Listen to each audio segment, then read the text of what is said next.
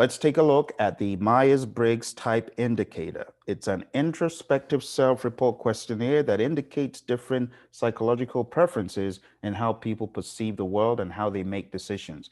Now, let's boil it down into four big buckets. This could be on your exam. I'm not sure of the measure to which it could be on your PMP exam, but just be aware of it.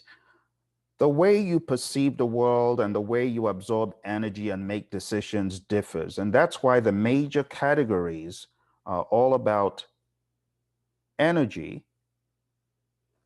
In other words, how you gain energy.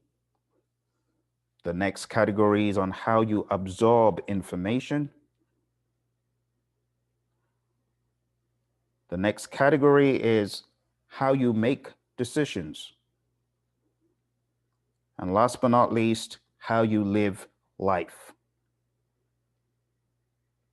When you take a look at these categories, how you gain energy, how you absorb information, how you make decisions, and how you live life,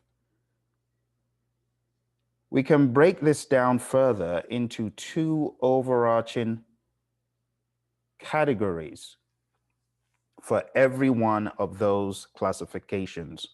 So, how you gain energy could be described as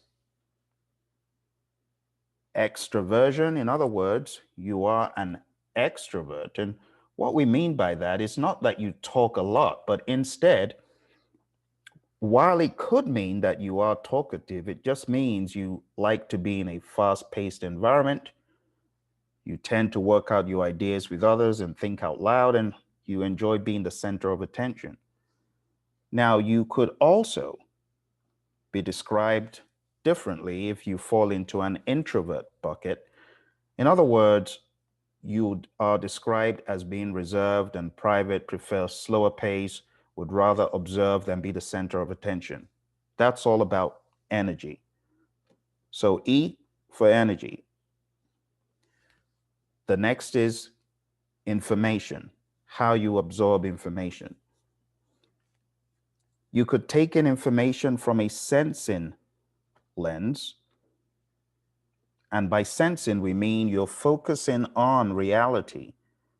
You want concrete facts and details.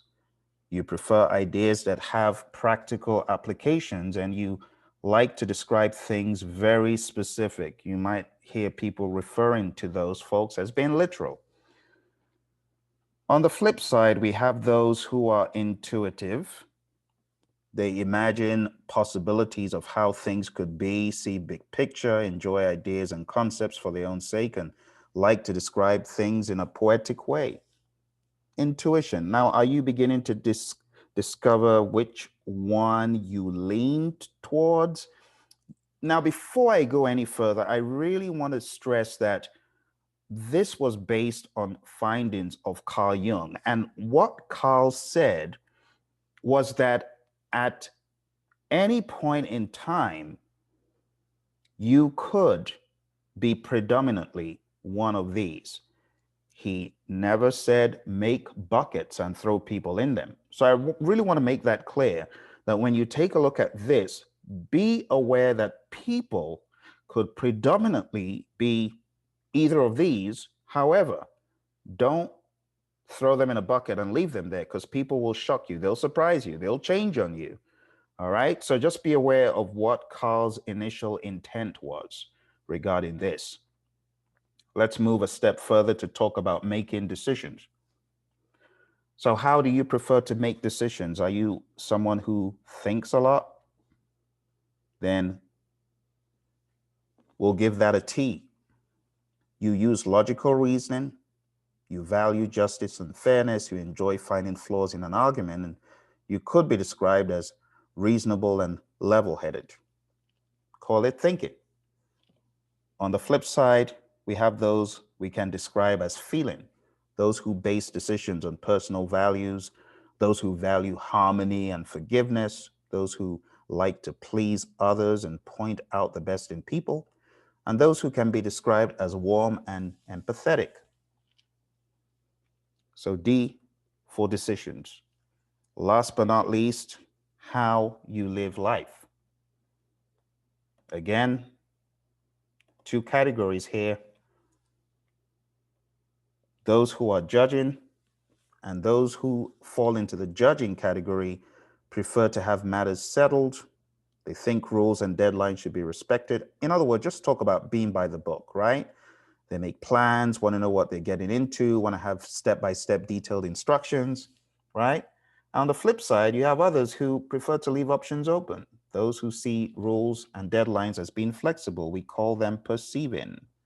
To be quite honest, I know where I fall into, and I'm sure you know where you fall into as well. And you probably can map this, that for the most part, to be quite honest, for the most part, like Carl said, you will fall more into one than the other. Because looking at this, I know where predominantly I may be on certain days. On other days, I may not. So you just got to remember that there is some fluidity talking about the real world application of this. And to be quite honest, one of my buddies who wrote the book, Dealing with People You Can't Stand, he first of all gave me a different perception of the Myers-Briggs test, because before I thought it was the holy grail and everything in it should be followed to the T, until he began to tell me that this could be looked at differently. You know, it has its place when done well, but we definitely don't want to fling people in buckets and forget them because they can shock you. All right. So the summary of all of this, my friends, is when all is said and done, you have 16 permutations of these different subcategories. And these are right there on Wikipedia for you to read up in more detail. I don't want to go into every single bit of it because I don't think it's good value for our time. I would like you to go in there and take a look at each one. And honestly, I'm a bit surprised this is on the exam because I don't think this is the best use of an exam question. I'm inclined to think, though, that this could very well be a pre-test question. I'm hoping that this is a pre-test question because I have my own opinions about what should be on the exam in terms of pragmatism. And let's just go there really quickly and take a look at the Wikipedia page, and you can draw your own conclusions regarding where you think you stand or however you want to categorize your findings. So right here we can see ISTJ, ISFJ, INFJ, INTJ. What I would like you to take note of is everything that is up here is with the letter I, right? And then you have a mirror image of it, but starting with the letter E down here. So you've got ENTJ over here, you have INTJ over here. On the second line, same thing. You've got ESTP, ESFP, and so on going up, but you have a mirror image of that starting with the letter I. So, permutation and combination. Taking a look, you can see that they are all unique to a large degree. However, there is a lot of similarities. Obviously, wherever you have a P, you're going to have similarities. Wherever you have a J, you're going to have similarities. So it ends up being very fine lines dividing some of these when you boil it down, like the difference of a letter. But going into a more analytical view of this, you could have a better idea of what distinguishes one from the other. That is not the purpose of this. The purpose is just to sensitize you to the discussion. All right. So in closing,